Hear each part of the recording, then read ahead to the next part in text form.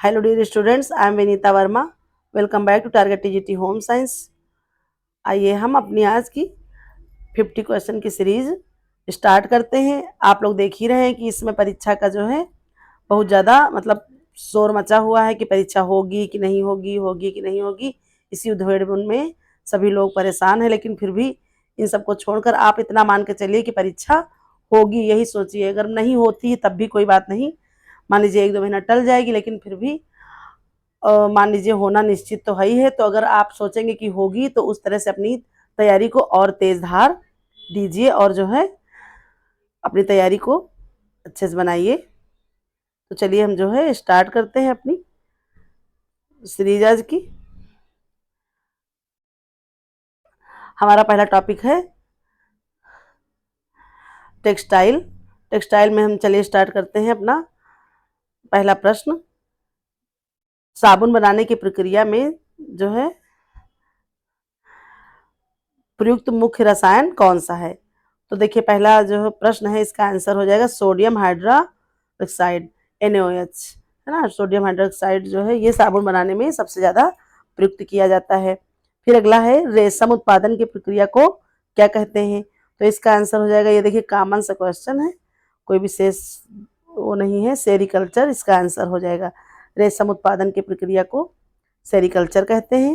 देखिए हम theory class कुछ करा रहे थे, लेकिन फिर भी उसके अलावा हमें लगा कि जो है वन लाइनर क्वेश्चन ही ज़्यादा सही रहेगा। इससे जो है हम पूरी तरह से जल्दी जल्दी रिवीजन कर लेंगे अपना, ठीक है। कार्बन फाइबर को किस प्रकार के वस्त्रों में उपयोग किया जाता है? तो देखिए इसका आंसर हो जाएगा हाई परफॉर्मेंस टेक्सटाइल, है ना। इसमें जो है कार्बन फाइबर का हम उपयोग करते हैं। फिर है टेक्सटाइल इंडस्ट्री में उपयोग की जाने वाली इको फ्रेंडली डाई कौन सी है? तो कौन सी हो जाएगी इको फ्रेंडली, मतलब ये हो जाएगा कि जो पर्यावरण की दृष्टि से नुकसानदायक ना हो। तो वो कौन सी होगी? प्राकृतिक डाई इसका आंसर हो जाएगा। फिर देखिए हमारा अगला प्रश्न है, एक मिनट, अगला प्रश्न है बुनाई में इस्तेमाल होने वाली क्रॉस थ्रेड को क्या कहते हैं? क्रॉस थ्रेड को क्या कहेंगे हम? तो उसको कहते हैं वेफ्ट। तो देखिए आप जानते ही हैं कि हमारी बुनाई कैसे होती है, एक एक जो है एक हमारा होता है ताना, है ना, ऐसे ऐसे ताना होता है, इसको हम क्या कह देते हैं?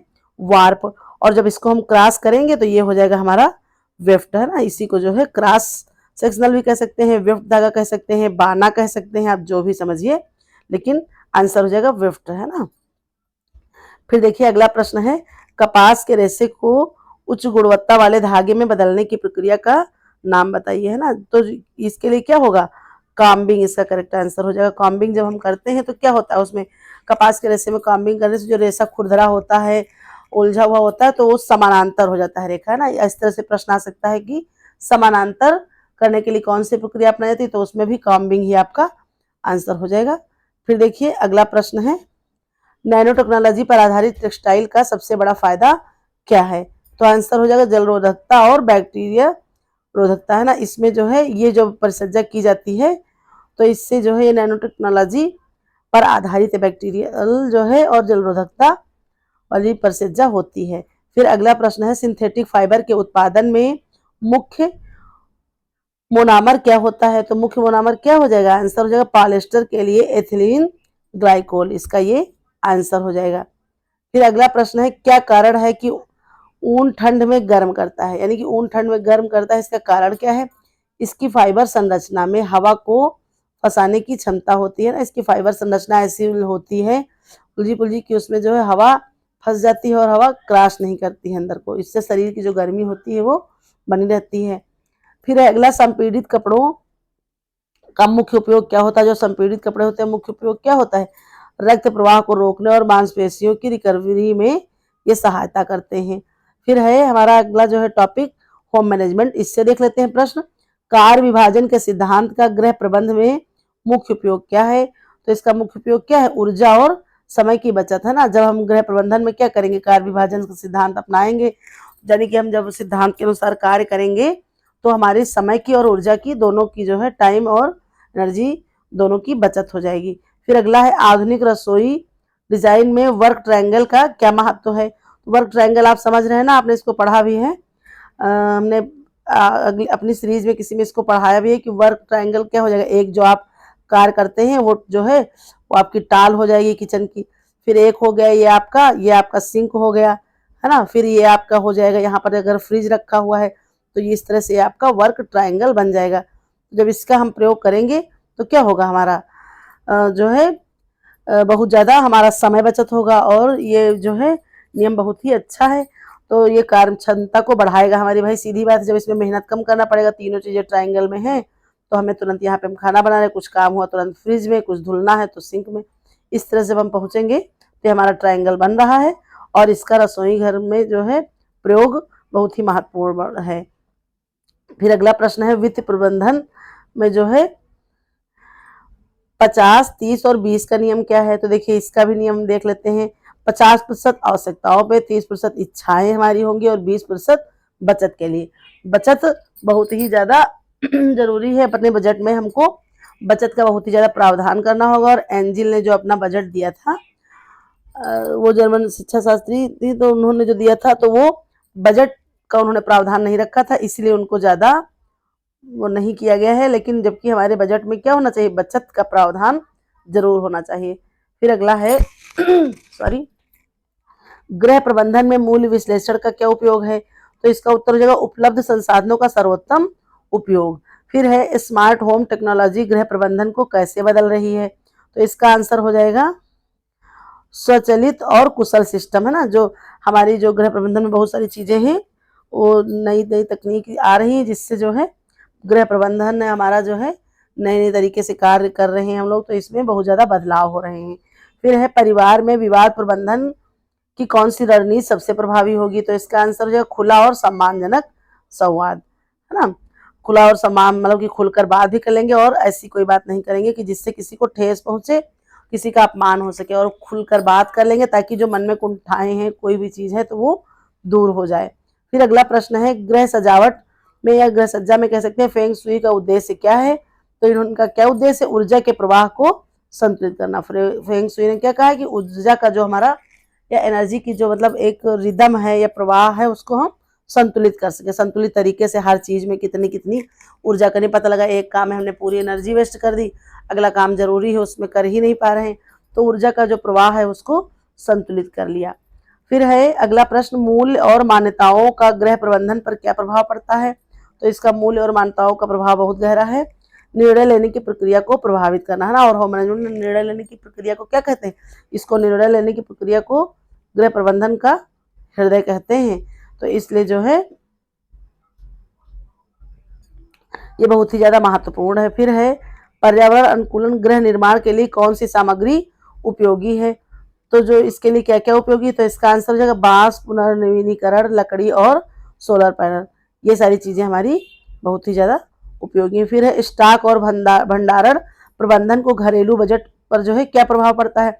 आंसर हो जाएगा लागत में कमी और संसाधनों की बचत। भाई सीधी बात, हम जब किसी चीज का भंडारण कर लेंगे अपने मतलब स्टोर रूम में, तो जैसे कोई चीज समय के अनुसार जब जिसका सीजन है तो इकट्ठा ले लेंगे, फिर धीरे धीरे उसको खर्च करेंगे, तो क्या होगा, साधनों की हमारी अन्य चीजों की बचत भी हो जाएगी, और उसमें हमें कम दाम में कुछ चीजें इकट्ठा लेने पर थोक में मिल जाती, तो इससे लागत में भी कमी आ जाती है। फिर है अगला हमारा टॉपिक है चाइल्ड डेवलपमेंट।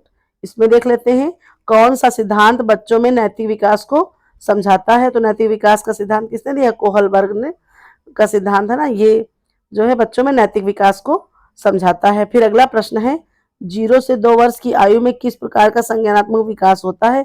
तो आप जानते हैं कि 0 से 2 वर्ष में क्या होता है, संवेदी मोटर, है ना, पूर्व संक्रियात्मक कह सकते हैं, संवेदी मोटर चरण, ये जो है 0 से 2 वर्ष की अवस्था में संज्ञानात्मक विकास का पहला चरण हो जाता है।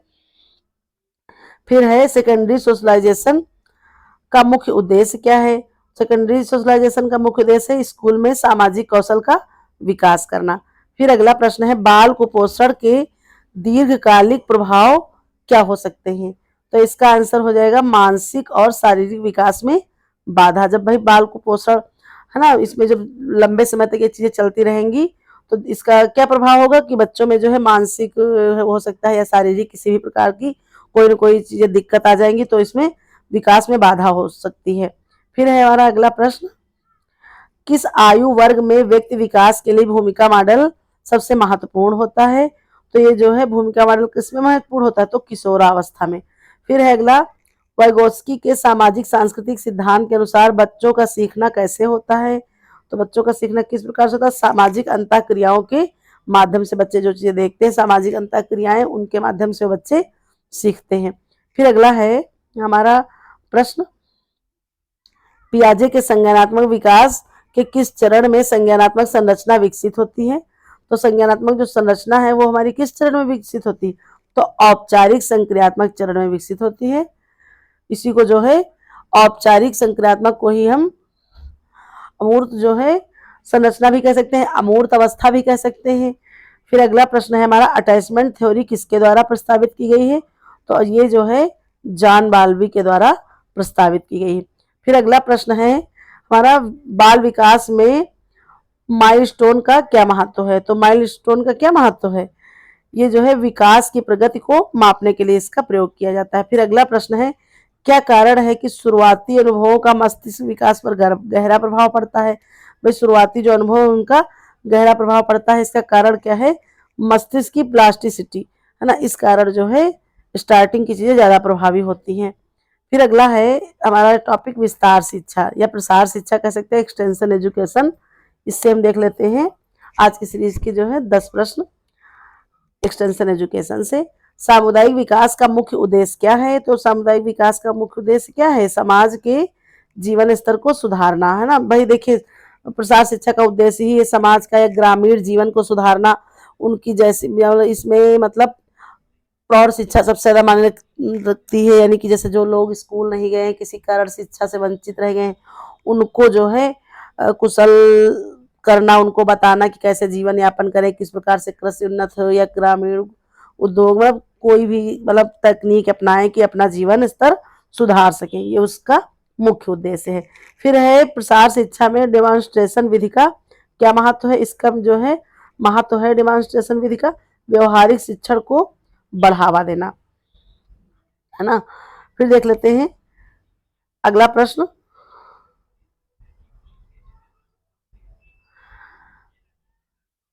एक मिनट, डिफ्यूजन ऑफ इनोवेशन सिद्धांत किसने प्रस्तावित किया, तो ये प्रस्तावित किया एवरेट एम रोजर्स ने, है ना। ये डिफ्यूजन ऑफ इनोवेशन सिद्धांत एवरेट एम रोजर्स ने प्रस्तावित किया। फिर अगला प्रश्न है, किस प्रकार की संरचना विधि ग्रामीण क्षेत्रों में सबसे प्रभावी मानी जाती है, तो इसका आंसर हो जाएगा इंटरपर्सनल कम्युनिकेशन, है ना। इंटरपर्सनल यानी कि अंतः, आप इस तरह से भी समझ सकते हैं, लेकिन कभी कभी होता है ना, इंग्लिश वर्जन जानना जरूरी, अंतः संचार प्रक्रिया या अंतः संचार प्रणाली, है ना, इसमें जो है बहुत ज्यादा प्रभावी होती है। भाई हम किसी से मिले, उसको अपनी बातें बताई, समझाई, इस तरह से ये ज्यादा प्रभावी माना जाता है। फिर अगला प्रश्न है, विस्तार कार्यकर्ता का मुख्य कार्य क्या होता है, तो इसका आंसर है जानकारी और प्रसार का समाधान, है ना। ये जो है मुख्य कार्य होता है, यानी कि जानकारी भी देना और किसी भी चीज की अगर